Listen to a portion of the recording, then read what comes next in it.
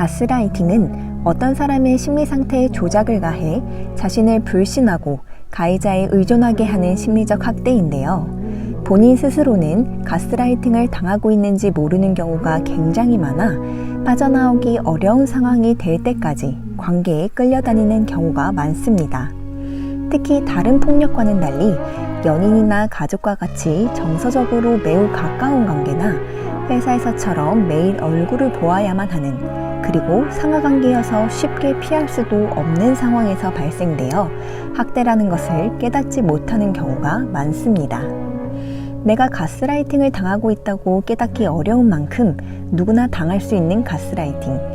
혹시 나도 가스라이팅을 당하고 있는 것은 아닌지 총 5가지 증거를 확인해 보겠습니다. 물론 앞으로 말씀드릴 5가지 중 하나만 속한다고 무조건 가스라이팅은 아니며 전체적인 상황에서 스스로 객관적으로 판단하셔야 함을 미리 말씀드립니다. 하나, 그 사람과의 관계를 이어나갈 때 유독 내가 너무 예민한가? 라는 생각을 자주 하게 됩니다. 실제로 상대방의 언행에 굉장히 예민하게 반응하는 사람들이 있긴 합니다. 그런 사람들은 전체적인 대인관계에서 불편함을 자주 느끼곤 하는데요. 유독 한 관계에서만 이상하게 내가 예민한가? 라는 생각이 지속적으로 든다면 고민해 보셔야 합니다. 가스라이터는 타인과의 관계를 착취의 여부로 봅니다. 상황을 컨트롤하고 주도권을 가지고 있어야 한다고 생각하죠. 그래서 가스라이터는 본인 마음대로 상황이 진행되지 않을 때, 그리고 상대방의 거절이나 반박이 있을 때 지나치게 화를 내고 사소한 실수를 끝까지 드러내어 파고들곤 합니다. 둘, 내 자신에게 불신이 들고 자꾸 죄책감과 후회가 밀려옵니다. 가스라이터는 상대방이 스스로 현실을 왜곡하게 만듭니다. 가스라이터는 상대방의 작은 실수를 절대 놓치는 법이 없으며 본인이 상대방 때문에 얼마나 속상하고 힘들었는지, 얼마나 화가 났는지에 대해 끊임없이 주입합니다.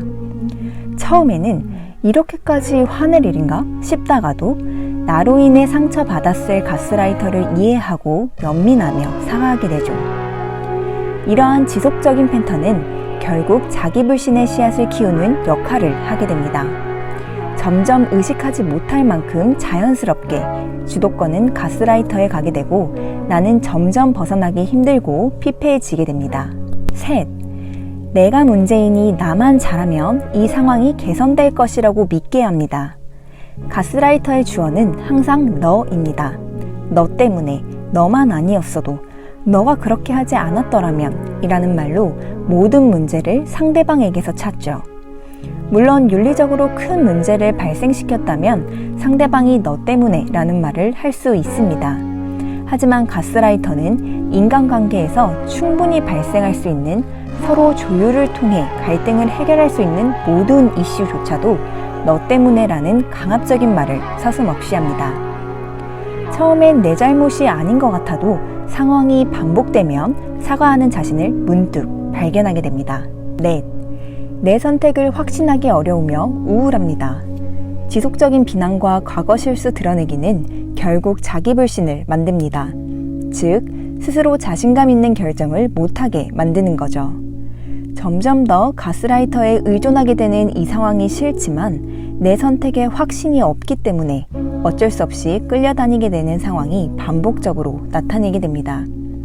점점 자존감이 바닥까지 내려가게 됩니다. 5. 신뢰하는 주변 친구들과 지인들 모두 그 관계를 단절하라고 말합니다.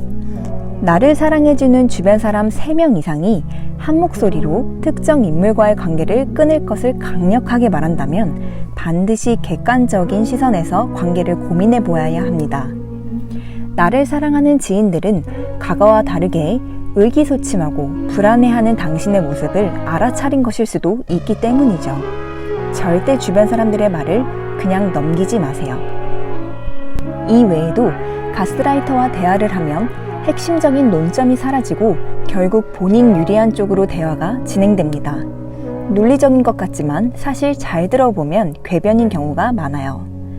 가스라이팅은 특히 직장과 연인 사이에서 많이 나타납니다. 정말 나를 위해서 하는 언행인지 아니면 정말 가스라이팅인지 경계가 무척 모호하기 때문에 한 발 물러서서 스스로를 성찰하는 것이 가장 중요한데요. 가스라이팅이 확실한 관계라면 반드시 그 관계를 냉정하게 단절하는 것이 가장 좋은 방법입니다. 사과 받으려고 하지 마시고 그냥 지금 이 순간 바로 손절하세요. 사실 이 방법밖엔 없다고 해도 과언이 아닙니다. 사랑하는 연인 관계나 생계 유지를 위한 직장 생활에서는 참 힘든 방법인 거 저도 정말 잘 알고 있습니다. 사랑하는 연인 관계에서의 가스라이팅은 결국 폭언과 폭행으로 이어지게 됩니다. 생활 유지를 위한 직장 생활에서의 가스라이팅은 결국 매달 힘들게 번 월급으로 정신과 상담을 받아야 할지도 모르죠. 정신 상담을 받아야 하는 가해자는 사회에 남고 그 가해자에게 당하는 사람들만 정신 상담을 받는 억울한 상황입니다. 제 경험담이기 때문에 여러분께 진심으로 말씀드릴 수 있어요.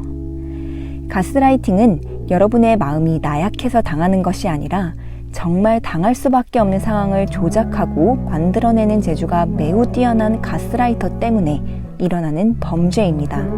자책하지 마세요. 이것만 기억하세요. 나를 아프고 힘들게 하는 사람은 절대 좋은 사람이 아닙니다. 너를 위해서 하는 말이야. 다 너 잘 되라고 하는 말이야. 나만큼 너 생각해주는 사람은 없어. 라는 말에 속지 마세요. 나를 진심으로 사랑하고 위하는 사람은 절대 내 생각과 행동을 일방적으로 통제하려고 하지 않습니다. 갈등 상황은 지속적인 대화로 해결하고 서로의 신념을 이해하고 존중하며 어떤 상황에서도 상대방이 먼저 잘 되길 바라는 관계가 건강하고 정상적인 관계입니다. 당신의 심리를 통제하고 지배하려는 사람을 조심하세요. 긴 영상 함께 해주셔서 감사드리며 구독과 좋아요는 더 좋은 컨텐츠를 만드는 데 힘이 됩니다.